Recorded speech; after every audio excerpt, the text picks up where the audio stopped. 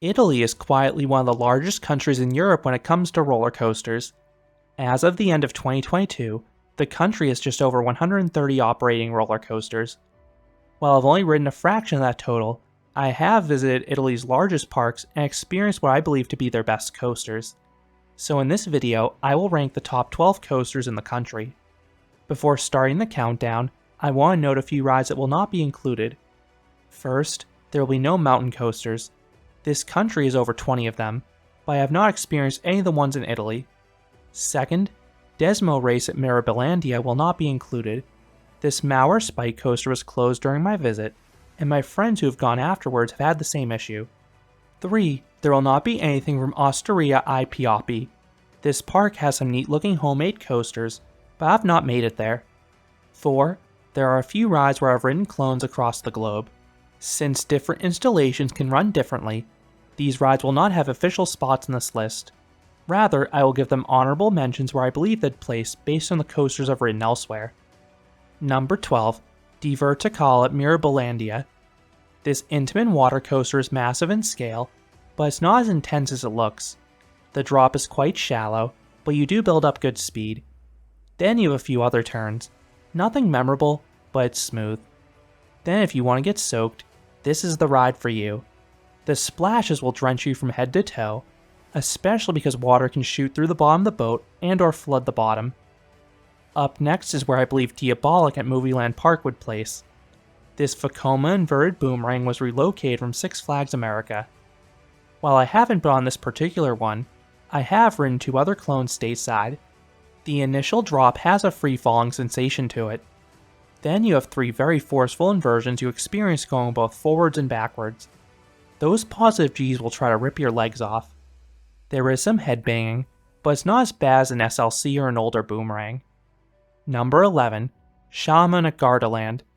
This quadruple looping coaster has two forceful vertical loops at the start, and two solid corkscrews.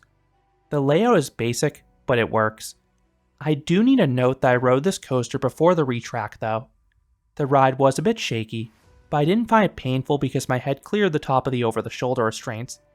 It's my understanding the ride is very smooth now, minus one comically bad transition out of the corkscrews. Don't know what happened there.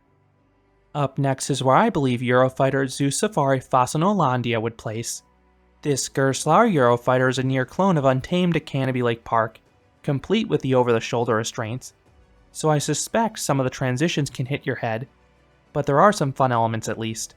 The Beyond Vertical Drop has great ejector airtime, the Vertical Loop has a mix of forces, and the Barrel Roll has wonderful hang time. Number 10. Mahmoud at Gardaland. This is an underrated Vekoma mine train. This is a long coaster with 3 lift hills, and the layout winds its way around and through a snowy mountain. This hides the upcoming elements well. You have some okay turns, plus a few surprise pops of airtime peppered about. This is not as smooth as Vekoma's newer coasters, but it's far from uncomfortable. Number 9. Inferno at Chinachita World. This indoor Intamin coaster has some surprises I do not want to spoil here, because they're the best part of the experience. From a high level, the layout has a pinch of force to it and one spot of airtime. It mostly takes place in the dark, but you have some menacing music plus some visuals on the lift hill and middle section. Up next is where I would place Freestyle Cavallo Mato. I rode this Togo stand-up in its former home when it ran as Skyrider at Canada's Wonderland. The drops and bunny hills offered some surprising airtime, especially for a stand-up. And that vertical loop and helix has some nice force to it. A lot of people found it uncomfortable, but I found it tolerable outside of the trick track. That section is an abomination. Number 8. Vertigo at Zoo Marine. This Schwarzkopf looping star runs a tad slower than the others out there, but it's still a smooth and enjoyable ride. The loop has a nice mix of positive Gs and hang time, then the turns and helixes offer a bit of force as well. Number 7. Cagliostro at Magicland. This is an indoor Mauer spinning coaster. The setup shocked me. You see this large building, so you assume you'll go all the way up to the roof. Nope, you go maybe halfway up the building, but you get a sizable drop because the ride is built into a pit below ground level. That surprised me. The initial drop is excellent if you experience it going backwards. Then you have a twisty layout with minimal braking and plenty of spinning, and this normally all takes place in the dark. Number 6. Alta Chinachita World. This intimate creation is a blitz of inversions. You have 10 of them. The layout does not have much variety beyond the inversions, but that's fine because it does those well. The vertical loop is intense, the corkscrews are snappy, and the final 5 barrel rolls all have insane hang time, especially because you're restrained by just a lap bar. The only inversion I'm not a big fan of is the Cobra roll. It's pretty sterile. Number 5. Raptor Garda.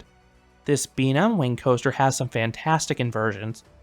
All 3 offer great hang time, and they're made even sweeter by some awesome head choppers during and around the elements. The layout does feel a bit slow, but the ride never becomes boring, and you also start off with a sweet drop. If you're in the back, expect some nice floater airtime. Number 4. Oblivion the Black Hole at Gardaland. This B&M dive coaster is not one of the larger ones, but it does everything it needs to. The lift hill and turn offer stunning views of Lake Garda. The vertical drop has some wonderful floater airtime. The Immelman is pretty meh, but the Camelback has more great airtime, and that 0G roll has good hang time. The layout is short, but most of the elements deliver. Number 3. Shock at Magicland. This Mauer X-Car coaster is a short but satisfying ride. The LSM launch has decent force to it. Then you have a giant Camelback chock full of ejector airtime. Next comes a non-inverting loop with some airtime and laterals. It's a nice combo. You then charge around a snappy overbank. Now the second half doesn't have the same speed, but that final barrel roll uses that to its advantage with incredible hang time, especially because you have just lap bars. And have no fear, unlike something like Rip Ride Rocket, this ride is very smooth. Number 2. Katuna Mirabalandia. This hulking B&M invert is very forceful. The first drop is one of the best in the genre, as it has whip at the start and then some floater airtime. You then have 6 intense inversions. The vertical loop is a grey out moment for me. The other 5 inversions are notable for their snappiness. This coaster holds its speed very well, and it's still running smoothly, making it a top tier inverted coaster for me. Up next is where I would likely place Storm at Etna Land. While I have not ridden this mock Megalite, I have ridden a near clone in Alpena Blitz at Niglo Land. It is not the tallest or fastest ride, but it's packed full of airtime. You have ejector on the elements like the drop, sustained floater on the giant Camelbacks, and forceful pops in the smaller hills. Then this one adds in an inline twist at the end that looks like it could violently chuck you from your seat, much like the one in Blue Fire. And I would expect this to be a very smooth ride as well. And coming in at number 1 is iSpeed at Mirabalandia. This Intamin is the greatest hits of their US coasters. The initial LSM launch has some punch, much like the one on Maverick. The giant top hat has some great ejector airtime, like you get on something like Accelerator or Stormrunner. The Camelback has sustained ejector like their Hypers. There's a wild lateral snap into the far turnaround, much like those transitions in I-305. Then there's an S-Hill with a strong ejector pop and laterals, like the one you get in Ride of Steel. Then you have 2 barrel rolls. The first one has some serious whip and airtime. It feels sort of like the Mosasaurus roll in Velocicoaster. The second one has more hang time, but not nearly as much whip. The ride does fizzle out a bit towards the end, but there are still a few smaller bits of airtime. The biggest downside with this coaster is that it has the hard over-the-shoulder restraints, so it can chop your neck on some of the aggressive transitions if you're not careful.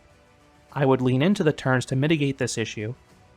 So those are the top 12 coasters I've personally experienced in Italy, plus some honorable mentions. What are your favorite Italian coasters?